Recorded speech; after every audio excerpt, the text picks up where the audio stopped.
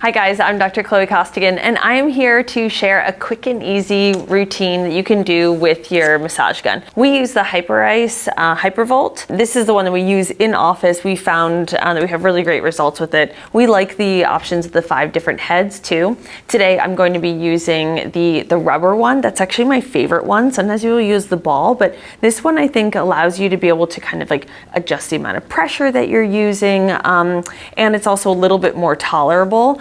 Because do you see how this kind of has this more diffuse, it has this more kind of rounded edge as opposed to the more pointy it is, the more intense it's going to be. So with this, it will end up being, the sensation will be a little bit more diffuse. I'm here to give you a quick and easy routine with your massage gun. We are going to focus on the lower body today. I'll give you some tips that I found to be helpful for myself and for my patients.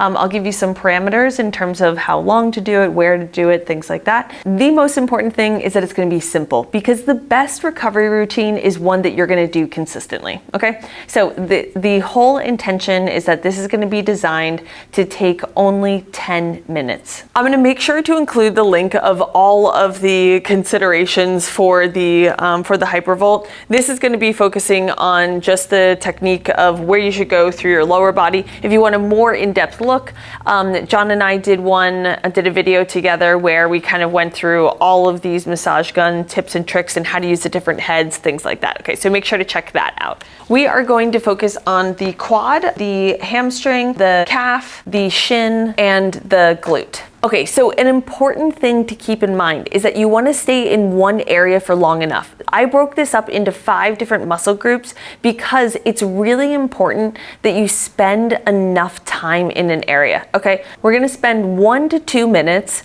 in each muscle group. There are 5 different areas we're going to do. That's going to be 5 minutes on each leg and then a total of 10 minutes. Okay. Now, the thing that's really important is that when you do this, you want to make sure that you're scanning through the area. So you're not only just going through the one area that hurts, you want to spend that first 30 seconds or so just scanning through that whole area. Now, if you see here, I'm doing this like kind of long all the way up and down. I like to do this, or what I'll do is I'll do this little bit of back and forth. It's going to be like 3 inches or so, kind of coming through here. Now, if my knee is bent on that quad, I'm going to get to the more superficial part, versus if my leg is straight, then I'm going to get to the deeper part of the muscle.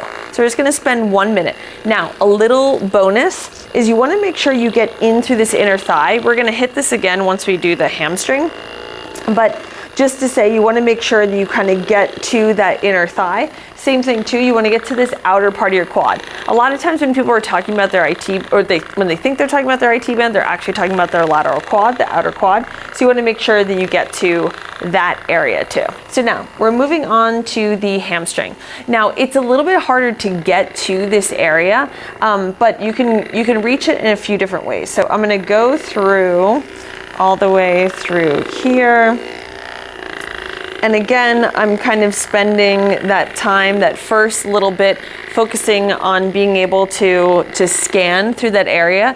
And then the remaining 30 seconds, you can spend a little bit more time. Make sure to get again in through that inner thigh area, because all of those inner thigh muscles, they come in through the back of the leg as well.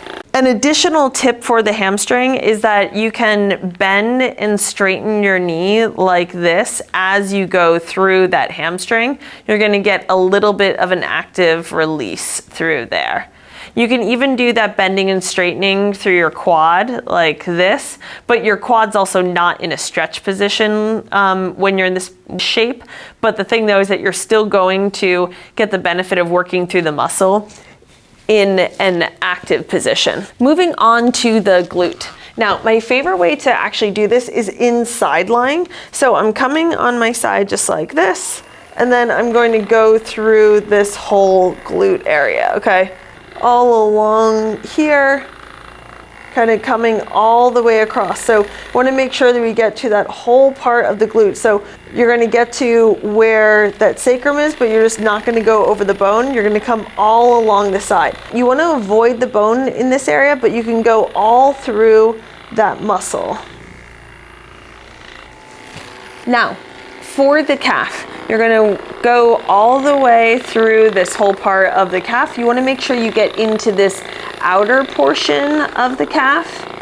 And again, you're kind of just scan through this whole area. A lot of times it's really tender through this inner part of the calf. So, at first you might not be able to spend too much time in that area. So you might just have to just kind of move over it pretty quickly. And then the more that you work through the rest of the calf, it's going to help to get that area to kind of loosen up a little bit.